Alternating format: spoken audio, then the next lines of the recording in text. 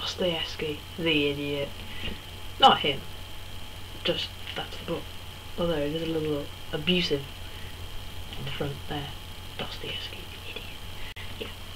Anyway, Dostoyevsky is not an idiot, contrary to what the front of this book indicates, and nor is he shit. Therefore, you might be wondering, why am I reviewing something that's not shit? This is a channel for reviewing shit. It's also a channel for reviewing things shitly, but, you know, whatever.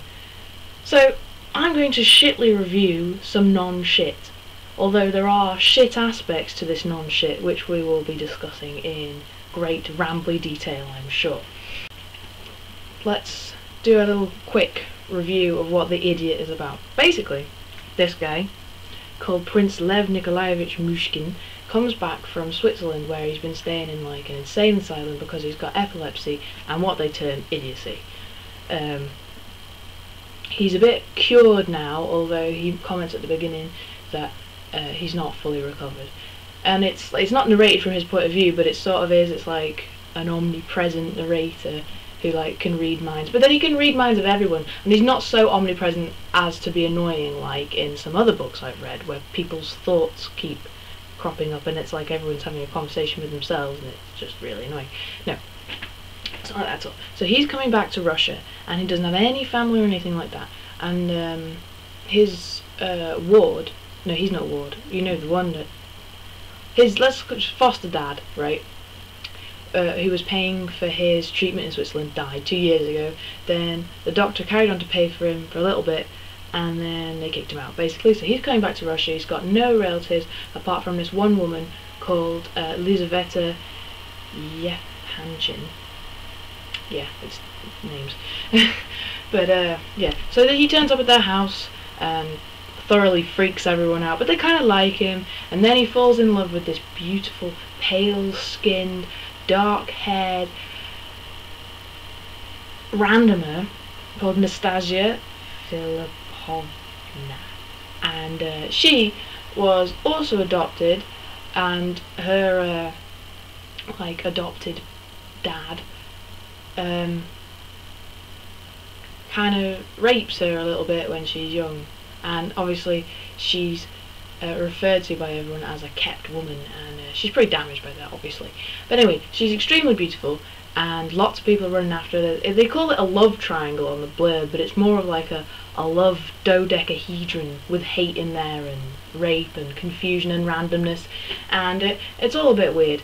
But it's a good read, and lots of stuff happens, even though it's basically only about 10 days of action, which looking at it you'd be quite surprised, but it's very heavy on the whole description and people talking for hours on end. However, that might sound a little repellent and a little kind of classic Dostoyevsky, and you might be thinking, well, he might be one of the greatest writers in history, but he is shit because he writes loads and loads and loads and it's really boring, and how can any normal person relate to that? But that's the thing, that's the shit thing, because that's not true. Dostoyevsky isn't shit because of that. All the rambling, all the random long stories, people reading out suicide notes, crazy description of characters, detailed little bits, they were all worth it, and they were all extremely engaging and fun and easy to read. And this is quite a modern translation, but I'm sure as time progresses the translation matches what it's like in that period of time. So the 1950s translation would have been like what people in the 1950s found easy to read. This is the 2000s translation, and it's what we find easy to read. So at no point do I think that this was hard to read, because Dostoyevsky was one of the first writers, at least in Russia, to make his living off writing alone. And even though he had a terrible life and suffered a lot, and also had epilepsy himself, and was sent to Siberia to a penal colony, and you know, there was lots of suffering in his life, he still managed to support himself solely by writing, so he wouldn't have been able to do that if his books weren't easy to read. So that's the shit thing. The shit thing is that people want to scare you away from Dostoyevsky. They want to lump him in with other writers like Tolstoy, which perhaps are a little more difficult to read. I've not read them, I've not even tried, but I think that that's the shit thing. So this For those of you who might have stumbled onto this video thinking that I'm going to help you with your English homework by doing themes and a proper review, you're sorely confused, because this is not the right place for that. This is a place for shit literature and, by almost default, shit reviews. So, but anyway, we could do a quick recap, I suppose, of the themes. Now, the themes throughout it, in no particular order that's interesting, are illness, life and death, God and religion, class and society, atheism, youth and children, innocence and innocence lost. Now, yes, so there you go. You can pick from those if you like. I just made them up about 5 minutes ago. So, to prove my point that Dostoyevsky isn't that difficult to read, I'm going to read a small section just to prove it. And bearing in mind, I think it should be approached like Charles Dickens, right? People of all ages enjoy Charles Dickens. I don't know if it's because they made Oliver into a musical and that really appeals to dipshits. That might be one of the reasons. But one of the other reasons is stuff people can relate to. It's like, instead of like shit stuff like Jane Eyre and Pride and Prejudice about the upper classes, the upper echelons, as they like to call themselves, this is like proper stuff about real people that perhaps, you know, your relatives back in the 1800s were like, you know, shoemakers, thieves, strange paedophile kings like Fagin. And this is sort of similar, although it's not really from a peasant point of view, and he is a prince, but it's like the middle classes of Russia, and their interactions with all the characters and stuff is the same way you would argue with your family about stuff. And yeah, I related to it, and that's why I enjoyed it. It was a bit like watching, I don't know, Shameless or something, you know. It was good. So, I'm going to read an extract, which is just a random extract, just so I can prove to you that it is easy to read. And even though this is a kind of annoying translation, because some of the stuff that they use, some of the words that the translator uses, I can't remember what his name is, David Macduff, uses seem a little bit too modern. At the same time, it works, and obviously the way he's translated it has worked, but then perhaps Dostoyevsky did write it easily in the first place, like I'd said earlier about, you know, suiting the language of the times and what people could understand. So, let's find a good place. So, here's a bit where Prince Myshkin is talking about a donkey, because he likes donkeys. So, my first impression was a very powerful one, the prince repeated.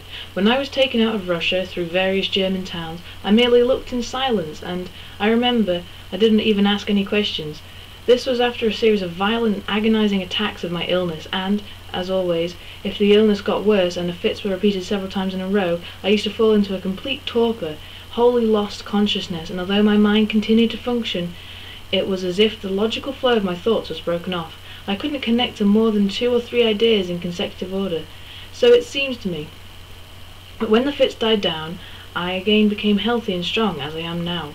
I remember there was an unendurable sadness in me. I even wanted to cry. I was constantly astonished and anxious.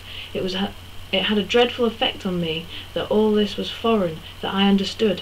The foreignness crushed me. I completely awoke from this darkness. I remember in the evening at Basel, on entering Switzerland, and what woke me up was the hee-hawing of a donkey in the town market. The donkey gave me a dreadful shock, and for some reason greatly appealed to me, and all at the same time, as if everything in my head suddenly cleared. A donkey? That's strange, the general's wife observed, although actually there's nothing strange about it. One of us might easily fall in love with a donkey, she observed with an angry glance at the laughing girls. It happened in mythology. So you see there, that's like an example of the way that the prince, well, a very small example, the way that the prince goes into great speeches about things that he's interested in, including very strange ones about religion and the feeling that you get before you're executed. But it's not difficult to understand. It's not like, it's as if he's making a YouTube video, you know, he's just making a rant video or a passionate talk video about something that he likes. And if you're able to watch YouTube videos of someone talking about one thing for a long time, you're able to read a couple of pages about him talking about dying and stuff.